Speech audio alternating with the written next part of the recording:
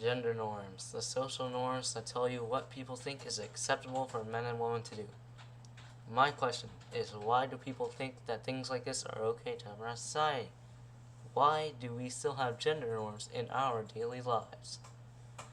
I sadly don't have the answer to that question, but I do think that we should make an effort to stop implementing gender norms into our lives and involve more equality in the world.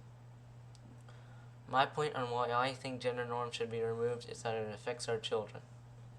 According to some researchers who study gender norms, they found that between the ages of 10 and 14, children began to embrace the belief that boys and girls are intrinsically different and should act like they are.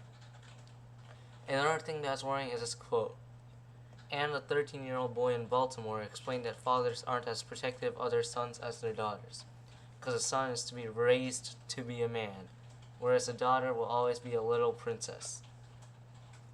This can affect how boys and girls think kids are supposed to be raised when they become parents, which just spreads the fake information of gender norms. They also affect how children think about others, and that's not good. Another point of concern is that gender norms affect how kids think of themselves.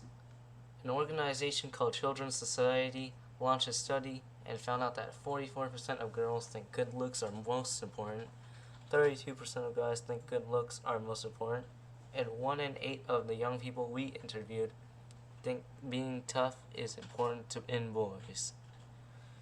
This is a worrying result because without gender norms already existing today, that number would be decreased by a large amount, and kids won't have to worry as much about how good they look or how tough they are. One last thing I have found was that this also affects education. An article that I had found written by Ike Will says that ample research drawing upon expectancy value theory has consistently indicated that girls exhibit lower expectancy and value beliefs and higher costs for math than boys from an early age on. This means that boys are expected to do better than girls in school, which means there are less educated females in the world, which also affects futures of kids.